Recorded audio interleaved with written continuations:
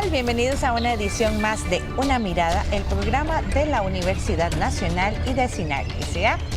Soy Maribel Quiroz Jara y hoy vamos a hablar sobre nanotecnología aplicada a la vida cotidiana.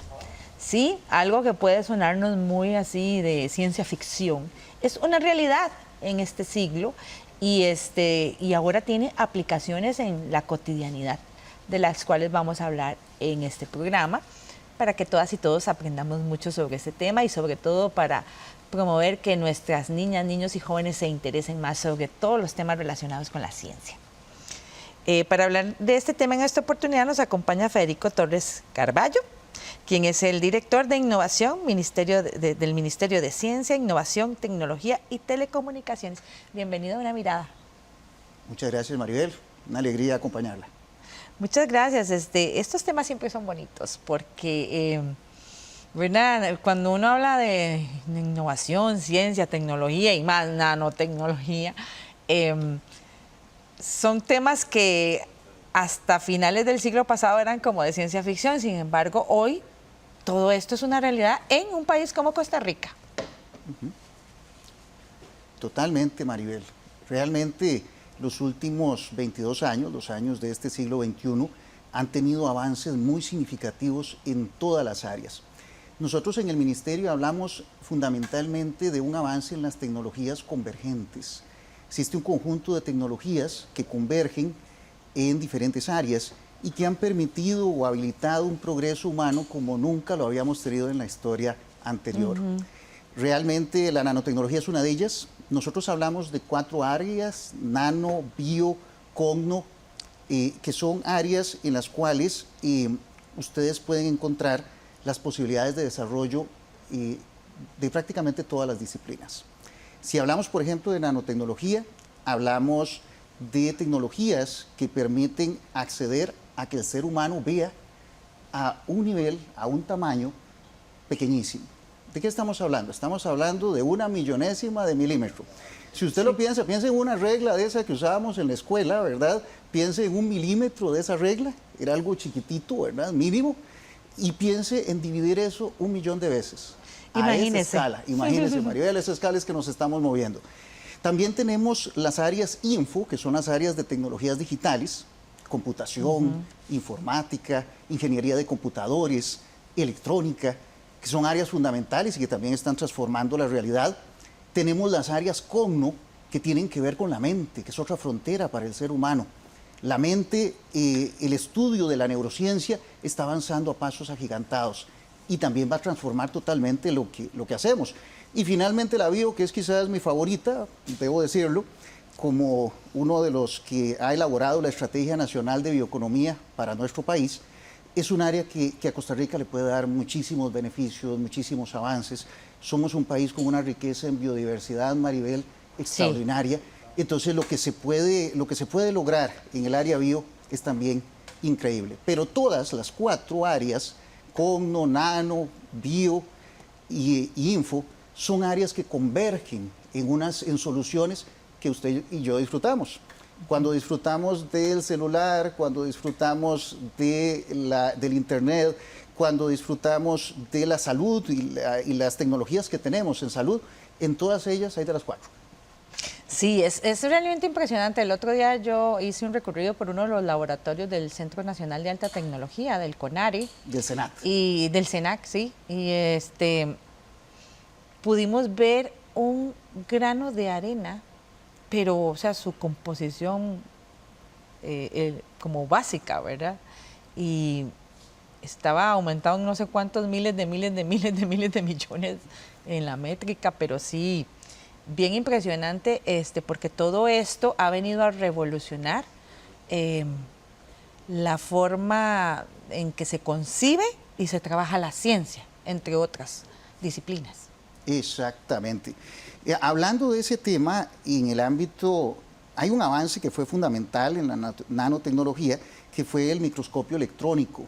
El microscopio electrónico es el que nos permite que usted pueda percibir o ver Sí. hasta los átomos, hasta las moléculas. Si yo vi los átomos del grano de arena. Imagínese usted, se ven como piedritas, ¿verdad? Sí, son como piedritas, es algo como muy más granitos de arena. O por lo menos a mí me emociona muchísimo el hecho de que el ser humano tenga esos avances. Eso se hace a través de un haz de electrones, porque en realidad no se pueden usar fotones para ello, porque son muy amplios, digámoslo así, son muy poco finos. Entonces normalmente por eso se le llama microscopio electrónico. Todos estamos más acostumbrados a los microscopios ópticos, que son los que pues, cualquiera puede encontrar en un colegio. Estos son electrónicos, estos ven a través de electrones en lugar de a través de la luz. Ahora, ¿por qué es importante todo esto? ¿Cuál es la importancia que tiene, digamos, para la humanidad, para el desarrollo de la ciencia, este tipo de avances en todo lo que es ciencia, tecnología, innovación, investigación? Es importante que todas las áreas convergentes en este momento están aportando muchísimo a la vida cotidiana del ser humano. Pero yo diría que en este momento histórico en el cual se encuentra la humanidad, donde la respuesta hacia la sostenibilidad tiene que ser lo más importante, donde el compromiso con el ambiente, donde la mitigación de los efectos del cambio climático y derivar una vida sostenible, tal como lo dicen los Objetivos de Desarrollo Sostenible, para todos los seres humanos, cero hambre, innovación, infraestructura, tantos elementos que tienen los diferentes SDGs, los diferentes Objetivos de Desarrollo Sostenible. Esa es la meta a la cual tenemos que dirigir todos los esfuerzos. Ahora, si aterrizamos y hablamos de nanotecnología, la nanotecnología puede contribuir muchísimo a hacer realidad esto. Le pongo varios ejemplos. Cuando uno puede trabajar a esos niveles la materia, la puede realmente transformar de formas que nunca imaginamos antes. Entonces el resultado es que podemos hacer que esa materia solucione problemas que antes eran impensables de solucionar. ¿Cómo cuáles? Como por ejemplo en energía. En energía hay gente trabajando temas de nanotecnología para mejorar la generación de energía, por ejemplo, en paneles solares. Entonces es un trabajo maravilloso donde conociendo muy bien cómo opera la materia y cómo operan las moléculas involucradas, se reforman para poder entonces captar más energía y hacer más productivos los paneles solares. Si nosotros hacemos más productivos los paneles solares, pues nuestra dependencia de otras energías cada vez va a irse reduciendo considerablemente. En este momento, por área, la producción tiene un límite. Si nosotros aumentamos ese límite ampliamente, evidentemente la energía solar podría ser una respuesta muy importante a futuro. Ahora hablemos, por ejemplo, de aprovechar las riquezas marinas también. En ese ámbito hay respuestas extraordinarias y muchas de ellas provienen exactamente de estudios a nivel de nanotecnología. En el mar, una de las cosas que yo siempre digo es que Costa Rica hay riquezas que no hemos sabido aprovechar. Usted probablemente sabrá que si medimos el mar territorial de Costa Rica, es prácticamente 10 veces nuestro territorio. ¿Sí? Nosotros somos 92% agua, digámoslo así, para decirlo en términos 200 sencillos. millas náuticas para un lado y para el otro. Exactamente, es una riqueza extraordinaria.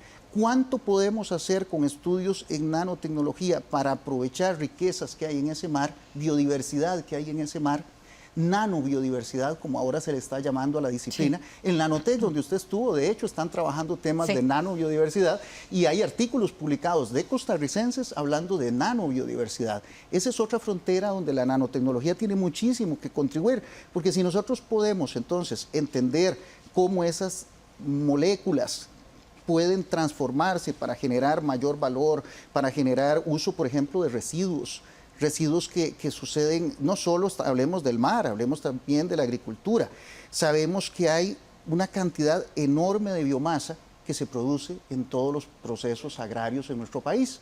¿Cómo aprovechamos esa biomasa? Bueno, la nanotecnología tiene mucho que contribuir ahí, porque nos puede enseñar al entender la molécula y entender cómo opera, entender los átomos, entender todos los procesos que se dan ahí, podemos aprovechar de mucho mejor manera esos residuos. Entonces, mucho de lo que se está haciendo ahora es que entonces se toma un residuo, se estudian sus propiedades, se consideran diferentes nanobioproductos que podemos generar de esos residuos y se busca cómo colocarlos en el mercado. Muchos de ellos se cotizan muy bien a nivel internacional.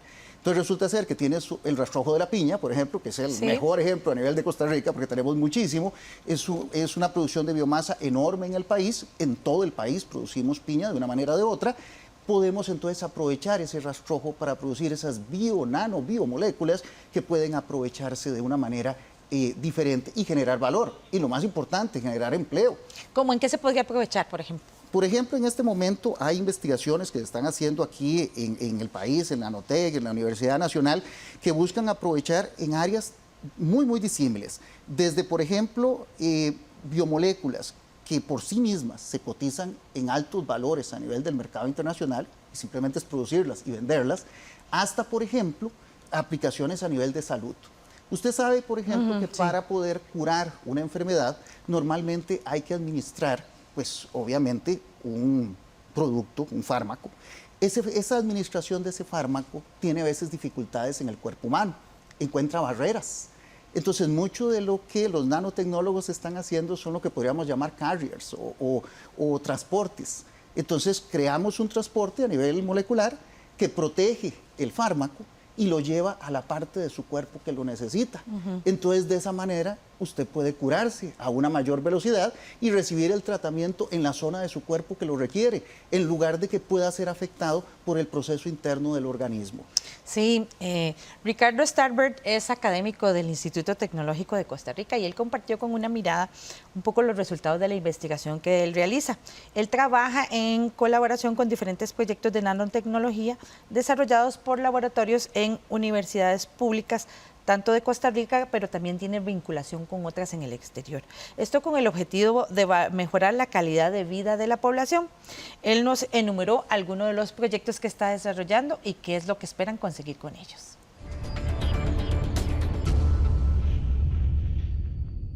Nosotros trabajamos de manera cooperativa entre diferentes universidades porque las capacidades instaladas y los profesionales de cada unidad somos complementarios. Entonces, por ejemplo, el colega de la Nacional, él nos ayuda de una manera enorme en la caracterización de materiales. En la Nacional también trabajamos con la Escuela de Química. Ellos nos proveen materia prima. Ya quiero meterme en esa parte de biopolímeros, porque es casi la base de nuestros proyectos de investigación. Y en la UCR, en el Centro de Investigación de Materiales, el CICIMA, tenemos una batería inmensa de técnicas de caracterización que nos permite responder a problemas del día a día en Costa Rica. Ese es el enfoque en los proyectos de investigación que tenemos. Cómo resolver problemas reales en Costa Rica, empleando biopolímeros. Ese es casi el enfoque de nosotros. Y los biopolímeros son importantes porque Costa Rica es una fuente grande de biomasa, entonces podemos obtener estos biopolímeros de residuos agroindustriales, de industriales, de manera que esta materia prima, que muchas veces es un desecho sin valor aprovechable, a través de esos proyectos podemos tratar de buscar alternativas de uso.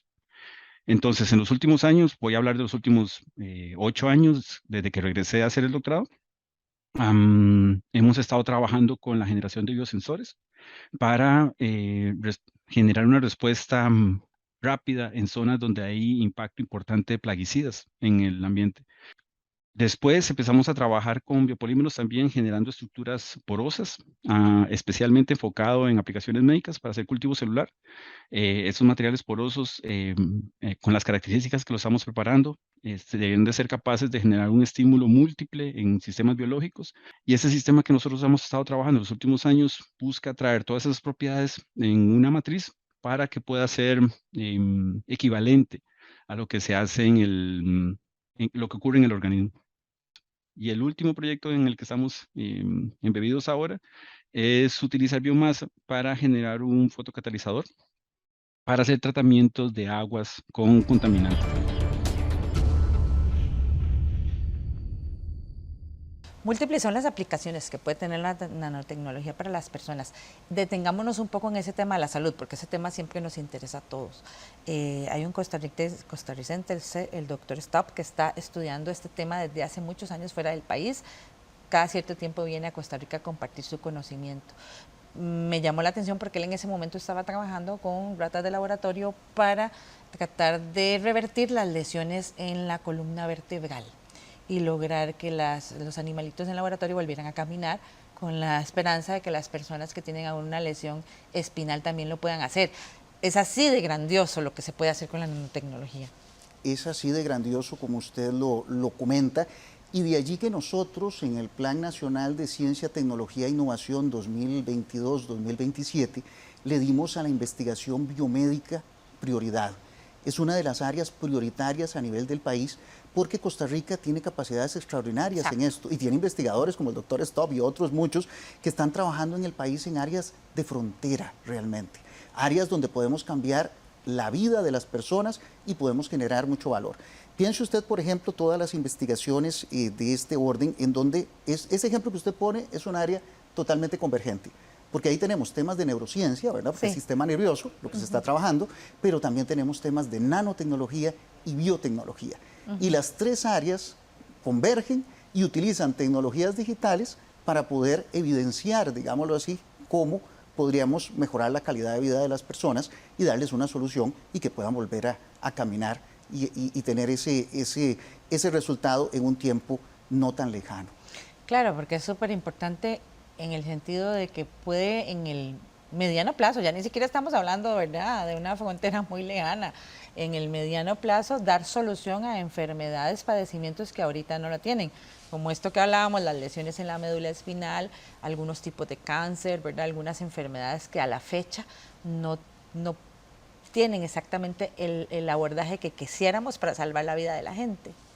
También hay muchas terapias, muchas enfermedades neurodegenerativas que en este momento dependen críticamente de esa convergencia. Mucho podría avanzarse en enfermedades como el Alzheimer, como el Parkinson, todo el conjunto, la pléyade de enfermedades neurodegenerativas que cada vez se hacen más importantes en nuestros países. Alguien podría decir, bueno, pero en Costa Rica tenemos un porcentaje importante de personas con esas enfermedades. La verdad es que sí.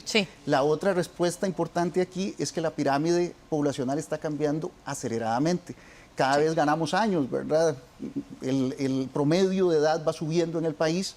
La población se va envejeciendo en alguna medida o va ganando años, yo prefiero decir ganando experiencia, y vamos ganando experiencia y como ganamos experiencia, pues nos enfrentamos a otros tipos de enfermedades que son propias de tener esos años adicionales. Esas enfermedades, la nanotecnología tiene respuestas fundamentales para ellas. Entonces, es en mucho lo que puede aportar esta disciplina a la calidad de vida del costarricense en los siguientes 20, 30 años. Y como usted dice, el país le ha apostado a ello, que tal vez algunas personas, ¿verdad?, que no conocían antes de que nosotros hablemos de este tema, pueden decir, pero ¿para qué le vamos a invertir a eso si tenemos problemas más importantes? Pero es que no. O sea, la inversión en ciencia, tecnología y en áreas como esta, como la nanotecnología, tiene un impacto directo en las diferentes áreas de la vida cotidiana de las personas, y por eso es que tanto el Estado como las universidades públicas de Costa Rica le han apostado a financiar este tipo de investigaciones que en el momento pueden parecer un poco onerosas, pero que tienen un futuro. Los resultados pueden cambiar la vida de muchas personas. Exactamente. Y una cosa que normalmente no se ve, Maribel, tan claramente, o por lo menos no es tan percibido, es que la Costa Rica del 2022 no es la Costa Rica de los años 80, definitivamente. Nuestro país es competitivo en estas áreas. Exacto. Nuestro país tiene empresas competitivas en estas áreas, que ese es otro punto, pero esas empresas requieren un ecosistema gubernamental y académico que responda a la competencia internacional. Entonces, en este momento, las universidades y nosotros, los ministerios, tenemos que crear las condiciones habilitadoras para que la respuesta a esas empresas se dé y esas empresas puedan ser competitivas. Un Esperatum, por ejemplo, que está desarrollando la cura del cáncer de páncreas. Son empresas que todos mencionamos y que en este momento están haciendo grandes cosas en el país, pero que requieren ese apoyo, esa infraestructura, esas condiciones habilitantes, como las llamamos nosotros en la Política Nacional de Sociedad y Economía basada en conocimiento, que es la política que rige a Costa Rica a partir de este año y hasta el 2050. Es la política marco del Ministerio de Ciencia, Innovación, Tecnología y Telecomunicaciones.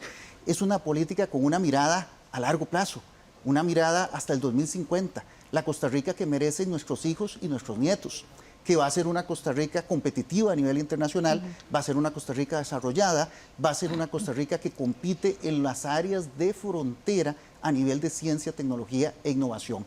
Ningún país que ha llegado a hacer que su población tenga condiciones de vida altas, de riqueza, de abundancia, no ha pasado por la innovación. todas pasan por la innovación. Ustedes dicen, bueno, ¿cómo lo logró Corea? Innovación. ¿Cómo lo logró Israel? Innovación. ¿Cómo lo logró Estados Unidos? Innovación. ¿Cómo lo logró Europa? Innovación. ¿Cómo lo logró China? Innovación. Entonces, la respuesta está ahí. Sí, esa innovación precisamente es la que marca la diferencia, porque leyendo sobre este tema veía que el desarrollar este tipo de tecnologías y de desarrollos científicos puede marcar la diferencia entre en que un país pase de ser un país en desarrollo a ser un país desarrollado e incluso convertirse en una potencia mundial en cosas tan específicas como el tema de la nanotecnología, por ejemplo. Exactamente, Mario. Les pongo un ejemplo muy claro que ha salido mucho en las noticias en los últimos meses, que es el caso de Taiwán. Sí. Taiwán mide 36.000 kilómetros cuadrados aproximadamente, o sea, es una parte de Costa Rica. Costa Rica mide 51.000, o sea, es un país todavía más pequeño que Costa Rica. Algunos países lo reconocen, otros no. Existe la política de una China que lo considera parte de China, pero funciona como un país independiente. En el caso de Taiwán, es el líder en microprocesadores. Produce el 95% de los microprocesadores fundamentales para el mundo. Y es un país más pequeño todavía que Costa Rica. El 70% probablemente del área de nuestro país es Taiwán. Y sin embargo, 95% de toda la producción mundial. Entonces, vea lo que puede hacer la diferencia, la especialización. Si Costa Rica encuentra nichos de especialización donde somos altamente competitivos, de ahí podemos derivar el futuro de las generaciones que vienen. Pero si no nos especializamos, pues nunca llegamos a ser altamente competitivos. ¿Cuáles serían las claves para lograr llegar a tener ese nivel de competitividad en el mercado internacional con cosas como estas? En estos temas, para poder lograr ese nivel de competitividad, nosotros en la política pública hemos determinado 3 factores fundamentales. El primero de ellos es el talento humano. Y por eso el rol que tienen las universidades en generar ese talento humano es crítico, fundamental. Y no solo las universidades públicas, las universidades privadas, los entes de formación técnica, el INA, etcétera, todos como sistema educativo tenemos que generar esas condiciones habilitantes de nuevo para que el costarricense tenga acceso a estos conocimientos, se forme, tenga el nivel. O sea, porque evidentemente las empresas pueden querer hacer maravillas en Costa Rica, pero tienen una limitante, el recurso humano. Si el recurso humano no tiene las capacidades, no maneja los equipos, no conoce cómo generar valor a través de tecnología, no sabe cómo innovar, pues las empresas no van a poder hacerlo aquí, ni las nuestras ni las que vengan de fuera. Entonces, esa es una condición habilitante. La segunda es un elemento que en la literatura está por todas partes, y es la vinculación en la triple hélice. Academia, industria y, por supuesto, el Estado. O sea, los 3 tenemos que trabajar en conjunto. Y normalmente algunos modelos enlazan 2 elementos más, y ahí llego al tercer aspecto que nosotros consideramos: financiamiento. O sea, la ciencia, tecnología e innovación requiere financiamiento para poder progresar. Financiamiento a nivel privado y financiamiento a nivel público. Sin esos elementos no se puede lograr ese gran salto. Comentaba el otro día con el cónsul de Israel cómo ellos habían hecho una inversión enorme en emprendimientos de base tecnológica. Hace 30, 40 años, ellos decidieron invertir masivamente en emprendimiento de base tecnológica. Algunos pensaron que era una locura, porque cuando usted invierte en emprendimiento de base tecnológica, empresas de tecnología que hacen avances muy específicos, algunas tienen éxito y obviamente otras fracasan. Es imposible que todas tengan éxito, porque evidentemente es un proceso competitivo. Pues si alguien saca primero el avance o surge otro avance que sustituye el que uno está desarrollando, uno tarda tal vez 8 o 10 años en desarrollar, por ejemplo, un fármaco, en desarrollar una vacuna, en desarrollar un avance tecnológico en neurociencia. Esos años implican que puede ser que no haya una rentabilidad rápida de esa inversión. Y sin embargo, Israel lo hizo. Hoy por hoy es el líder de emprendimiento tecnológico del mundo, pero invirtió.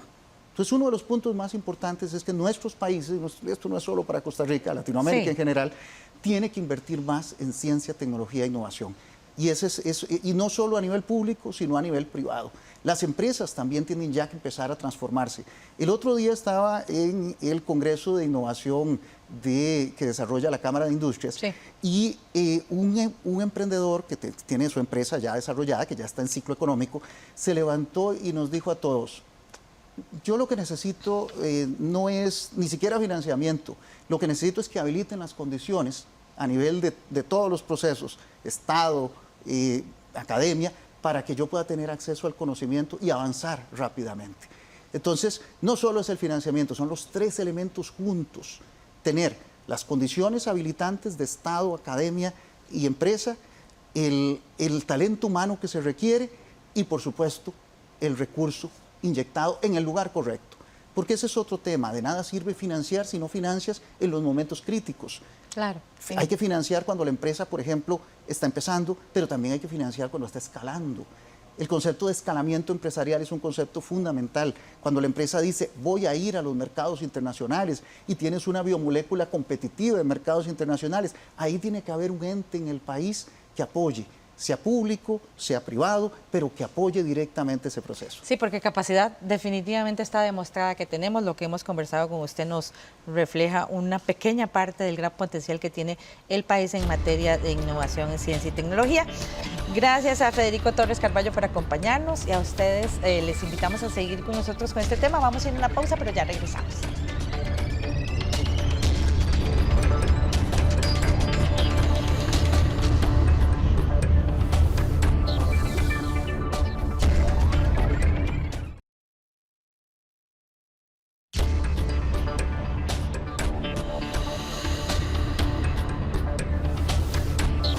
Continúa usted con Una Mirada, el programa de la Universidad Nacional y SINAC S.A., hoy con el tema de la nanotecnología y sus aplicaciones a la vida cotidiana. Como ustedes vieron, pues el país está dando pasos muy importantes en materia de ciencia, tecnología e innovación, y hoy que vamos a hablar de nanotecnología, pues hay muchísimas investigaciones que se están desarrollando que al final lo que pretenden es mejorar la calidad de vida de la población con nuevas aplicaciones científico-tecnológicas de gran envergadura, que pueden incluso pues, posicionar al país en el plano internacional como una potencia en este sentido. En este segundo bloque vamos a conversar con Marianely Esquivel Alfaro, quien es investigadora del Laboratorio de Investigación y Desarrollo en Polímeros PoliUNA de la Universidad Nacional. Bienvenida, un gusto tenerte aquí. Muchas gracias, Maribel, por la invitación. Un gusto estar aquí para compartir un poquito de lo que hacemos en la UNA. Como conversábamos en el bloque anterior con don Federico Torres, Costa Rica tiene mucho potencial para desarrollarse en diferentes áreas de la ciencia, y en el tema de nanotecnología estamos dando pasos muy importantes. Sí, yo pienso que Costa Rica tiene un gran potencial, y como lo decía el señor viceministro, la parte de capital humano es fundamental para el desarrollo de la nanotecnología. Nosotros en la Universidad Nacional tenemos carreras que son muy deseadas por los estudiantes y que tienen mucho potencial para los mercados y para el crecimiento de estas tecnologías a futuro. Entonces yo creo que estamos haciendo buenos aportes. ¿Cuáles serían esas carreras, como para darle un tip a las chicas y chicos que están pensando ya en cursar una carrera universitaria a partir del año Bueno, entrante? eso es muy importante que conozcan cuál es nuestra oferta académica en áreas STEM. Al menos en la Escuela de Química tenemos la carrera de Química Industrial, que tiene diferentes énfasis o diferentes áreas donde pueden desarrollar su investigación. Una de ellas pues es el área de polímeros, que es donde yo trabajo. Está el área de biodiversidad y está el área ambiental. También tenemos una carrera que es bastante nueva, ¿verdad?, que es la carrera de Ingeniería en Bioprocesos Industriales, que eso es una carrera bastante novedosa que trata esa visión de escalamiento de procesos, que ahorita se hablaba un poco de eso, darle esa formación al estudiante para que pueda escalar procesos que son de índole biológico o biotecnológico. En el caso de Química Industrial es una carrera que ya está acreditada. Tenemos ya 3 años, me parece, acreditada, y para Ingeniería en Bioprocesos, como es una carrera nueva, todavía no está acreditada, pero ya se está iniciando el proceso. Entonces, son 2 carreras que le permiten a nuestros egresados ir a trabajar en estas áreas, por ejemplo, de nanotecnología, en diferentes lugares a nivel del país, y no solo del país, a nivel internacional. Hay muchos egresados de la carrera de Química Industrial que trabajan en estas áreas en países desarrollados y están haciendo grandes aportes. Las universidades públicas de Costa Rica vienen desarrollando múltiples investigaciones en los últimos años.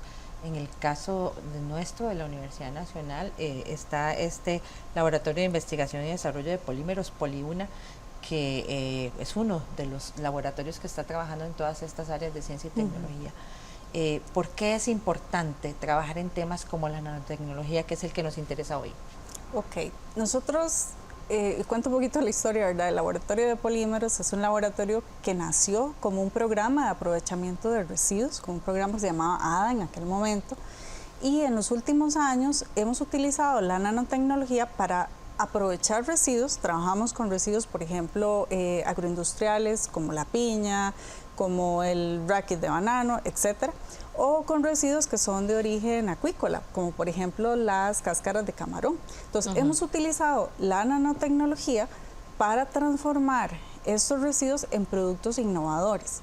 Tenemos un enfoque en nuestro laboratorio que se llama top-down, o sea, de arriba hacia abajo. Entonces tomamos un residuo, imagínense las cáscaras de piña, o imagínense las hojas de la piña, o cualquier residuo que tenga una parte fibrosa.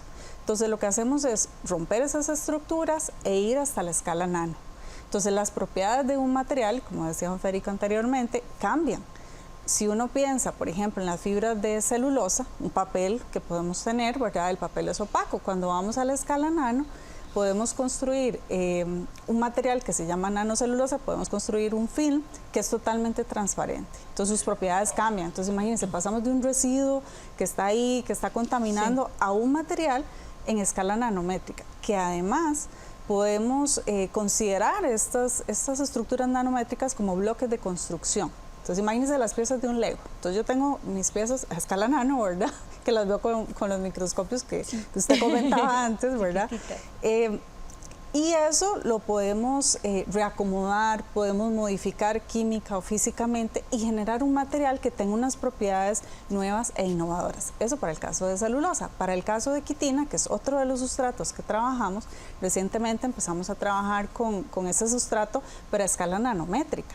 Y tiene propiedades súper interesantes que además tienen potencial para generar materiales con diversas aplicaciones, energía, salud, muchas áreas. Sí, mucho trabajo que al final se traduce, como veíamos en el bloque anterior, en beneficios muy puntuales para la gente. Sí. Esa es un poco la idea, ¿verdad? Que podamos desarrollar materiales que mejoren la calidad de vida. Por ejemplo, con el caso de celulosa, y hablo de celulosa porque esa es mi área de investigación, Sí. Podemos obtener estas nanocelulosas que podemos usar como tintas. Imagínense una impresora, pero con tinta de celulosa. Entonces eso lo podemos hacer por impresión 3D y generar estructuras que carguen fármacos o que tengan una función en el organismo, o sea, que puedan liberar sustancias o que tengan una función más estructural. Entonces podemos mejorar la calidad de vida a través del uso de estos materiales. También hay otra área que no la dije antes, que es el área de las nanopartículas metálicas. Por ejemplo, las nanopartículas de oro, las nanopartículas de plata o de hierro.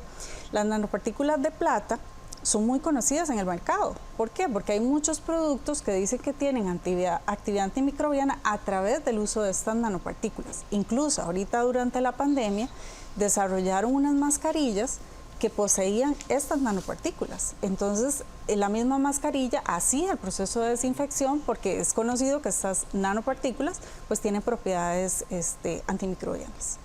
Sí, bueno, múltiples aplicaciones, ¿verdad? De lo que estuvimos conversando anteriormente. Ahora, múltiples son los proyectos que se vienen desarrollando. Algunos de ellos han sido relacionados con el tema de la bioeconomía sostenible.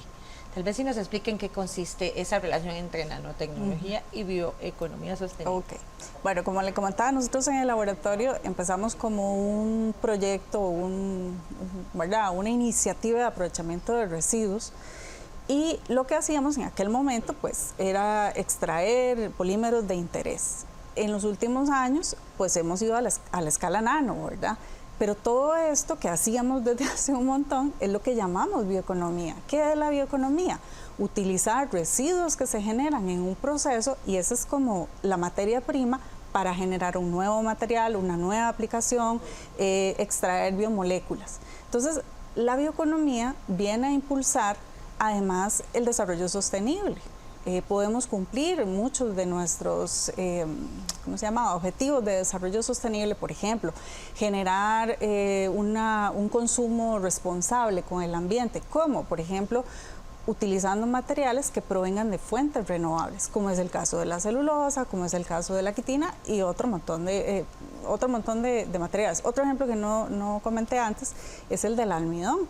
Podemos generar materiales que vengan a sustituir los plásticos de un solo uso a través del uso de almidón, por ejemplo, de residuos. Entonces son algunos ejemplos que podemos tratar con esto, y la bioeconomía se convierte en ese, yo le llamo como la sombrilla. Dentro de esta sombrilla de bioeconomía está la nanotecnología, que se convierte en una herramienta para ir a generar procesos y productos, digamos, que sean innovadores. Yo creo que la UNA tiene mucho potencial para desarrollar esto. Tenemos la Estrategia Nacional de Bioeconomía, ¿verdad?, que se comentaba anteriormente, y sí necesitamos, creo yo, ¿verdad?, escalar esos procesos, porque tenemos mucha investigación a nivel de laboratorio. Pero en este marco de bioeconomía queremos ir a bioproductos, o sea, que esto que yo estoy desarrollando en el laboratorio finalmente termine en sus manos, ¿verdad?, como consumidor. Y a veces tenemos muchos retos respecto a eso. Yo creo que esta área de bioeconomía, que está proyectada a 10 años, nos va a generar un cambio también en la parte de cómo gestionamos la investigación en las universidades. ¿Cuál sería un ejemplo de uno de esos bioproductos que llegue a la mesa de mi casa? Por ejemplo, todo lo que son empaques plásticos. Podríamos desarrollar un empaque plástico que esté basado en un material renovable, por ejemplo la celulosa. Podríamos trabajar con ese material. Claro, si hablamos de celulosa en general, hablamos de papel, ya el papel existe, pero yo pienso en empaques, digamos, que tengan propiedades únicas, por ejemplo, que sean sensibles a un cambio de pH, a un cambio de temperatura, que nos dé una indicación de cuando un producto se está descomponiendo. Eso es lo que llamamos empaques inteligentes. Entonces podríamos aprovechar esos residuos.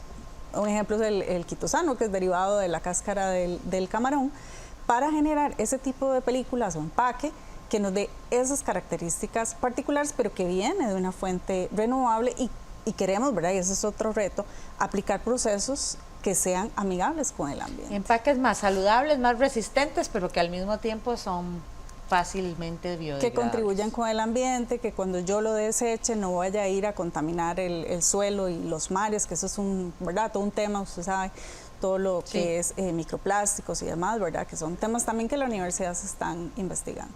Sí. Una Mirada conversó con Óscar Rojas Carrillo del Laboratorio de Investigación y Desarrollo en Polímeros PoliUNA de la Universidad Nacional, quien nos explicó la importancia que tienen las universidades públicas en la generación precisamente de este tipo de investigaciones que llevarán la nanotecnología a la vida cotidiana, o sea, permitirá resolver una serie de situaciones que vivimos en la cotidianidad, incluso como vimos a lo largo del programa, incluso a llegar a temas de la salud, y que permitirán incluso eliminar, por ejemplo, ciertos contaminantes y hasta llegar a tratar enfermedades como el cáncer.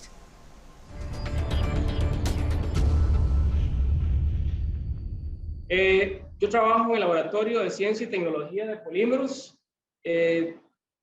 Básicamente, los proyectos relacionados con nanotecnología o nanomateriales, los que yo trabajo se basan en la preparación de nanomateriales a partir de estructuras coloidales, estructuras muy pequeñas que nos sirven como nanotemplates o nanomoldes en las cuales la nanoestructura se genera. Por ejemplo, nosotros podemos sintetizar nanopartículas de oro usando fosfolípidos, que también son materiales orgánicos naturales, para generar estructuras de oro triangulares, del orden de los 100, 200, 300 nanómetros. Y estas nanoestructuras tienen propiedades ópticas muy interesantes, ¿verdad? Y además pueden ser usados para tratamiento del cáncer. Si yo tengo una estructura en un tumor, le genero radiación, esta nanoestructura absorbe la radiación, calienta el ambiente y puede destruir el tumor, puede destruir la parte donde se ha acumulado. Adicionalmente, hemos trabajado con este tipo de nanomateriales de oro para generar biosensores. ¿Cómo es esto? Bueno, generamos la nanoestructura de oro y la decoramos o le ponemos sobre la superficie enzimas. Y esas enzimas son capaces de catalizar un proceso, por ejemplo, la oxidación del sulfito a sulfato. El sulfito puede ser un contaminante en el vino, entonces generamos un biosensor para detectar sulfito en una muestra de vino. Igualmente puede ser que utilicemos una enzima que sea muy específica para detectar azúcar. ¿Ah? Por ejemplo, esas pruebas de glucosa que se hacen, es un tipo también de biosensor. Es importante que las universidades desarrollen este tipo de proyectos, iniciativas, porque eso nos da la posibilidad de crear nuevas cosas, de estar siempre en la punta, en investigación, ¿verdad? Desarrollando nuevos dispositivos, nuevas técnicas de caracterización o nuevos materiales que luego van a ser utilizados ya sea en un tratamiento médico o en el diagnóstico de alguna enfermedad o en la bioremediación del ecosistema. O sea, son muchas las aplicaciones que tienen los nanomateriales y creo que en el país hay mucha gente capacitada que está trabajando en este campo. Creo que es el rumbo que debemos seguir para tener siempre tecnología de punta, tener siempre investigaciones relevantes que contribuyan al desarrollo del país.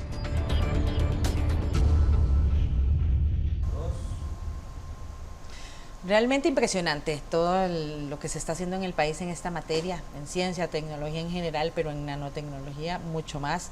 Eso demuestra el gran potencial que tenemos como país, que podría incluso llevarnos a las grandes ligas fuera en el exterior.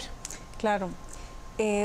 Un poco lo que le comentaba antes, ¿verdad? Que trabajamos con residuos, ese siempre ha sido como nuestro eje transversal, y hay áreas específicas, por ejemplo, yo que trabajo en el área de nanocelulosa. La nanocelulosa, por ejemplo, es un material muy interesante. Podemos obtener tanto la parte cristalina como la parte amorfa, que es la parte más desordenada de este material, que tiene múltiples aplicaciones. Por ejemplo, con la nanocelulosa se podrían hacer films o membranas que sean completamente transparentes, que puedan, por ejemplo, tener aplicación en cuestiones electrónicas. Imagínense una pantalla que desarrollemos que sea flexible, ¿verdad? Y que tenga una aplicación en ese sentido. Podemos también, en el tema de la salud, desarrollar sistemas de liberación controlada, por ejemplo, que se conviertan como en carriers, ¿verdad? O en vehículos donde montamos un fármaco que se va a liberar en un proceso. En energía, por ejemplo, podríamos utilizarlo, ¿verdad? Para capturar energía. Eso es un ejemplo, que es el de la nanocelulosa. También le comentaba de las nanopartículas metálicas. Tenemos una colega que estuvo trabajando en esas nanopartículas de oro, pero con una aplicación para energía solar. Entonces desarrollaba unos materiales a partir de resinas que tenían esas nanopartículas y que permiten captar esa energía. Entonces imagínense que esos desarrollos los pudiéramos realizar nosotros aquí y poder generar esos productos que tengan su nicho de mercado. Hay que tener claro, ¿verdad?, que las universidades impulsan esos proyectos en sus primeras etapas. Sí, claro. Hay una escala que utiliza la NASA, que el otro día la estaba estudiando un poco, que son 9 escalas en el desarrollo de un producto. Y se hablaba de que, digamos, las universidades llegan como hasta el 4º nivel.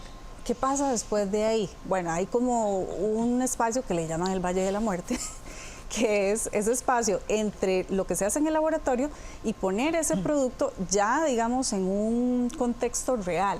Y luego hay una etapa que ahí, digamos, si usted logra superar ese Valle de la Muerte, probablemente va a tener un producto que va a llegar al mercado. Es donde se genera el encadenamiento con el sector productivo, me imagino. Exactamente. Entonces, leía sobre esto, ¿verdad? Ese Valle de la Muerte, ¿cómo superar ese Valle de la Muerte? Bueno, ahí entra todo lo que es financiamiento, apoyo, ¿verdad? Institucional, todo lo que es política pública, para que si yo tengo una idea y yo desarrollo mi producto, tenga ese apoyo para ir más allá y decir, bueno, esto que probé en el laboratorio, puedo llevarlo un poco a la vida real, ¿verdad? Un contexto más real, supera las pruebas y ya probablemente va a escalar a un producto, ¿verdad? Que pueda llegar al mercado. Son retos que tenemos no solo como laboratorio, ¿verdad? Sino como universidad y como país, porque tenemos mucha investigación en nuestros laboratorios sumamente valiosa, pero en esas primeras etapas que le comentaba, que es tener la idea aprobada, desarrollamos el producto, hacemos nuestra publicación o la patente o lo que sea, ¿verdad? Pero nos falta seguir ese proceso.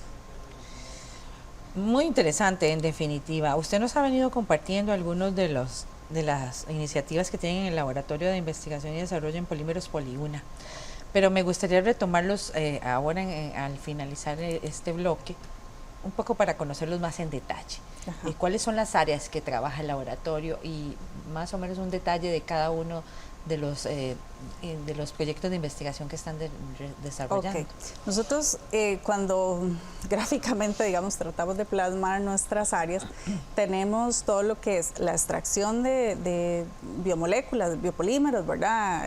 Quitina, celulosa, almidón, etcétera. O sea, que es el material, digamos, el polímero que extraemos de los residuos. ¿De cuáles residuos?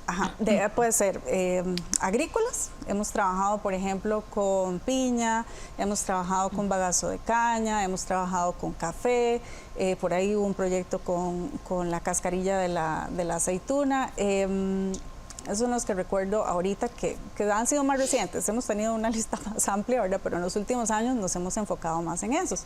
Entonces, a partir de ahí extraemos estos biopolímeros.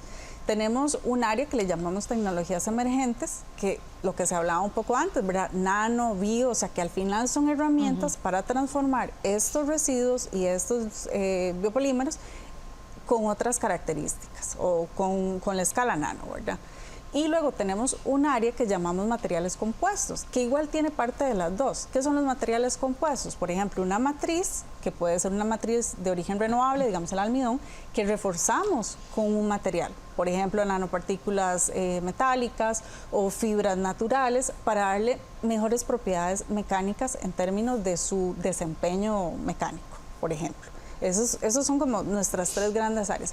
¿Qué tienen en común todas estas? El uso de residuos. ¿Cuáles? Agroindustriales, ¿verdad? Principalmente lo que son residuos lignocelulósicos, porque hay otro tipo de residuos, por ejemplo, de alimentos que no son fibrosos, ¿verdad? Sino que nosotros nos enfocamos más en esta parte de lignocelulósicos o, por ejemplo, desechos, antes le llamábamos marinos, ahora decimos acuícolas, que es lo que queda.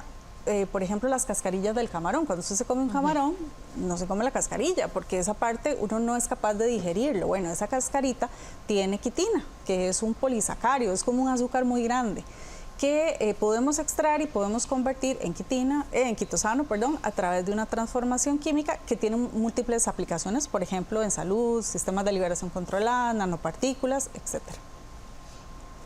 ¿Cuál es el potencial de todos estos productos que ustedes están desarrollando? ¿Cuál es el potencial?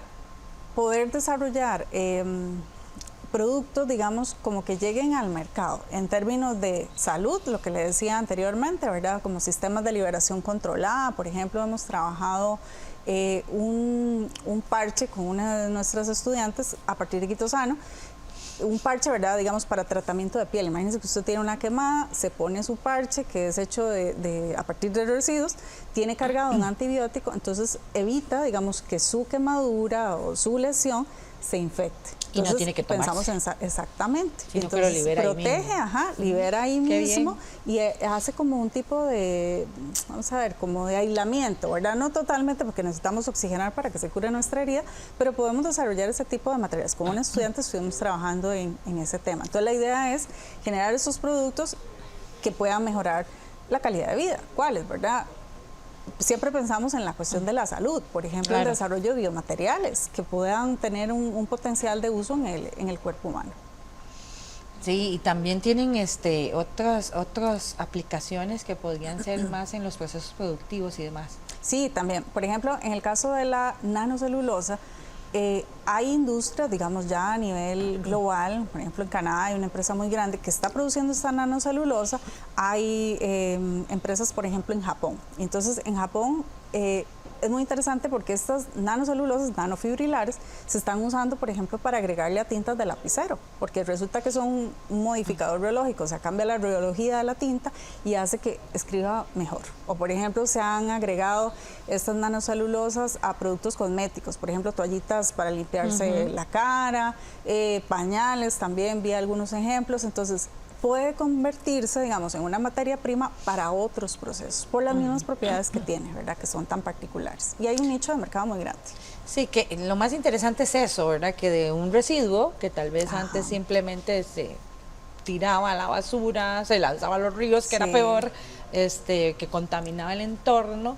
Ustedes están trabajando a través de la ciencia, la innovación, la tecnología, la nanotecnología en este caso, ¿verdad?, para generar o propuestas que puedan permitir incursionar en el sector productivo, que al final mejorará la calidad de vida de las personas en múltiples áreas: salud, cosmética, alimentación.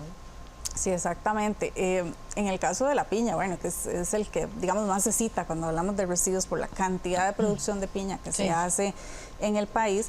En el campo, imagínense que por cada piña que se exporta en el campo queda una planta completa de piña, que los productores, yo sé que tienen algunos problemas, digamos, en el manejo de estos residuos, porque además tiene mucha agua, es de lenta degradación, hay una serie de problemas asociados. Entonces, imagínense toda esa materia prima, toda esa biomasa que podamos convertir en otros productos. Otro ejemplo que se me viene a la mente ahorita, no estamos trabajando específicamente, pero yo sé que hay iniciativas, es la parte de textiles. Si pudiéramos desarrollar textiles a partir de esos residuos que están ahí en el campo. Entonces, hay muchos, vamos a ver, hay una amplia gama de productos que se podrían generar.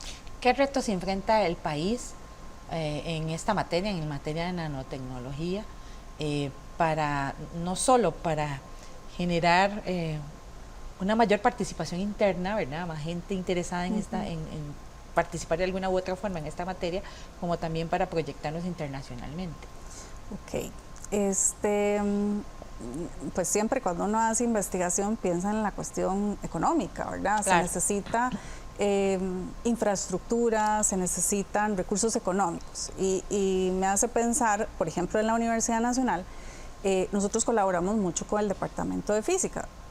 Física también hace mucho de la parte de nanotecnología. Ellos hacen caracterización de sistemas micro y nano y trabajan con microfluídica. Entonces, la inversión, digamos, que hay ahí en física para apoyar todas estas áreas de nanotecnología ha sido muy importante y nos permite colaborar conjuntamente. Entonces, la cuestión de infraestructura, equipamiento, pero también la inversión en capacitación de personas, o sea, que se puedan formar en áreas STEM, y no solo aquí, ¿verdad?, sino fuera del país, pues eso es una inversión bastante grande. Eso por un lado. ¿Qué más creo yo que son retos? Que podamos colaborar de forma más eficiente, o sea, que los recursos que tenemos en el país, porque al final somos un país pequeño, nuestra inversión, digamos, en ciencia y tecnología no se puede comparar con países desarrollados, claramente. Entonces, yo creo que hay que optimizar el uso de esos recursos, colaborar conjuntamente para desarrollar iniciativas. Bueno, uno de mis colegas, bueno, Oscar, ha estado trabajando, por ejemplo, en el uso de nanopartículas metálicas con el TEC y con física. Entonces, ellos, por ejemplo, desarrollaron un sensor que permite determinar o percibir, ¿verdad?, la presencia de plaguicidas. Entonces, eso es investigación conjunta, multidisciplinaria, que permite optimizar el uso de recursos. Y esa es la investigación que como país necesitamos, no solo para mejorar la calidad de vida de nuestras personas, sino también para que el país pues se potencie en esta materia fuera de las fronteras. Claro. Y en definitiva, pues la inversión en educación pública es la clave para que todo esto siga funcionando. Muchas gracias, Marianely Esquivel Alfaro, de Poliuna de la Universidad Nacional, por su participación, y a ustedes por acompañarnos. Este tema ha sido realmente interesante. Puede buscar más información en www.unacomunica.una.cr o bajo el nombre de Una Comunica en los perfiles de redes sociales. Muchas gracias por acompañarnos. Les esperamos la próxima semana con más aquí en Una Mirada. Hasta pronto.